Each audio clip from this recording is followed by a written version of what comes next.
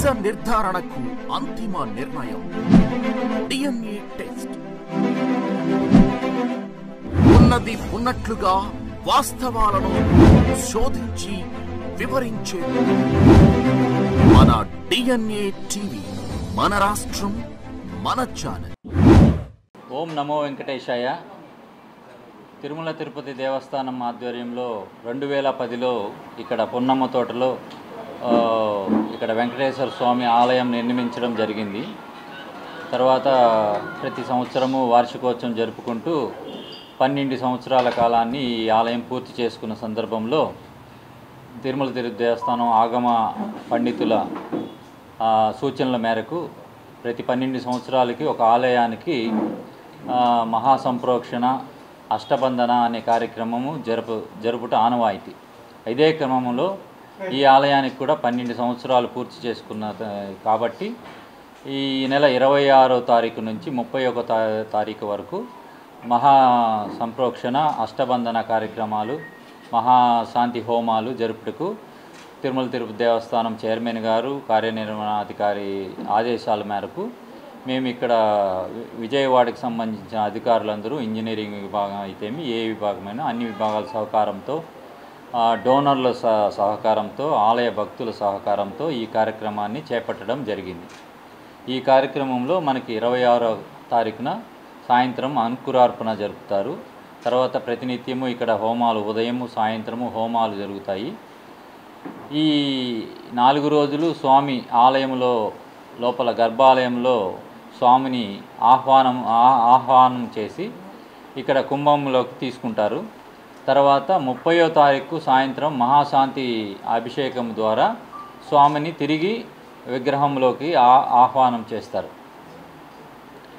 ఇదే క్రమంలో ఆలయం లోపల ఎటువంటి అయినా రిపేర్లు ఇవన్నీ ఈ 12 సంవత్సరాలకు ఒకసారి మాత్రమే జరుపబడతాయి. తర్వాత 31వ తారీఖున స్వాములు పెట్టిన ముహూర్తం ప్రకారము మధ్యాహ్నం 11 గంటల 20 నిమిషాల నుంచి 12 గంటల 45 నిమిషాలలో శుభముహూర్తంలో స్వామివారిని తిరిగి భక్తులకి దర్శన భాగ్యాన్ని కల్పిస్తారు. ఇదే క్రమంలో ఆ రోజు భక్తులు విచ్చేసే భక్తులకి మహాన్న ప్రసాదము వితరణ పెద్ద ఎత్తున 5,000 మందికి పైగా చేయుటకు పెద్దలు నిర్ణయించారు.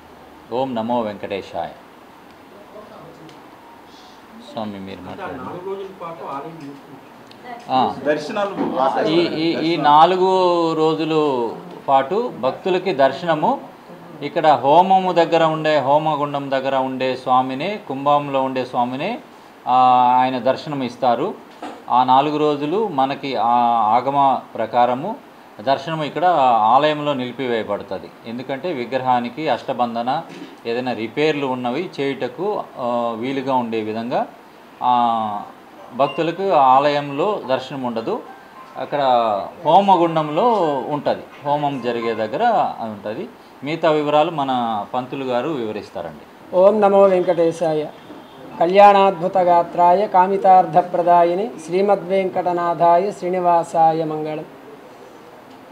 విజయవాడలోని పున్నమ్మ తోటలో టీటీడీ కళ్యాణ మండపంలో ఉన్నటువంటి శ్రీ వెంకటేశ్వర స్వామి వారి ఆలయ ప్రతిష్టా మహోత్సవం జరిగి ఈ సంవత్సరానికి 12 సంవత్సరాలు పూర్తయిన సందర్భంగా టీటీడీలో ఉన్నటువంటి వైఖానస ఆగమోక్త రీత్యా 12 సంవత్సరాలకు ఒకసారి కళాన్యాస ప్రతిష్ట, అష్టబంధన మహాసంప్రోక్షణ, కుంభాభిషేకం చేయటం అనేది పరిపాటి. దీన్ని దృష్టిలో పెట్టుకొని పెద్దలు, అధికారులు, ఆగమ సలహా మండలి వీళ్ళందరూ కలిసి రేపు ఈ నెల 26వ తారీఖు నుంచి ఉదయం శాంతి హోమం, అట్లాగే అకల్మష హోమంతో మొదలయ్యి 31 తులాలగ్నంలో ఉన్నటువంటి చిత్తా నక్షత్రయుక్త తులాలగ్నం 11:24 నిమిషాల నుంచి 12:25 నిమిషాల దాకా కళాన్యాస ప్రతిష్టతో ఈ మహోత్సవం అత్యంత వైభవంగా జరగబోతూ ఉంది. కళాన్యాస ప్రతిష్ట 12 సంవత్సరాలకు ఒకసారి జరిగేటువంటి ఈ ప్రతిష్టని మనం అష్టబంధన సంప్రోక్షణగాను, కుంభాభిషేకంగాను, కళాన్యాస ప్రతిష్టగాను పిలుచుకుంటాం. ఈ పున్నమ తోటలో ఉన్నటువంటి ఈ బాల వెంకటేశ్వర స్వామి వారి యొక్క విశిష్టత ఏమంటే 95లో కృష్ణా పుష్కరాలప్పుడు మొట్టమొదటిసారిగా వెంకటేశ్వర స్వామి కొండ మీద నుంచి విడి రూపంగా ఇక్కడ కృష్ణానది తీరానికి రావటం జరిగింది.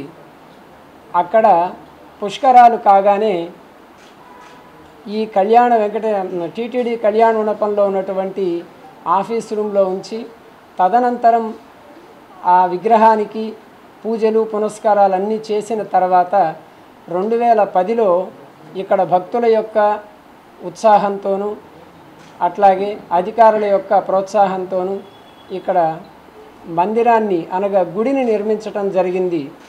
అలా కట్టి నేటికి 12 సంవత్సరాలు పూర్తయిన కారణంగా ఈ అష్టబంధన మహాసంప్రోక్షణ జరుపుతూ ఉన్నాం. 26వ రోజు ఉదయం పూట 26వ తారీఖు మొదటి రోజు ఉదయం పూట ఋత్విక్వరణ అట్లాగే వాస్తు హోమం తదనంతరం అకల్మష హోమం జరుగుతుంది. సాయంకాలం 26 సాయంత్రం అంకురార్పణ జరుగుతుంది. ఆ తర్వాత ఉదయం పూట అంటే రెండవ రోజు 27 ఉదయం పూట స్వామివారికి సంబంధించినటువంటి 5 పంచాగ్నులు కూడా మనం వెలిగించకుండా కట్టెతోటి వచ్చేటువంటి అగ్నితోటి ఇక్కడ ప్రణయనం చేస్తారు. దాని తర్వాత సాయంత్రం కుంభకళాన్యాసం అని చేస్తారు. విశేషంగా స్వామివారు అక్కడే ఉంటారు. ఆ కళలన్నీ కూడా కుంభంలోకి తీసుకుంటారు. స్వామివారి యొక్క జీవ కళలన్నీ కూడా కుంభంలోకి తీసుకొని యాగశాల ప్రవేశం చేస్తారు.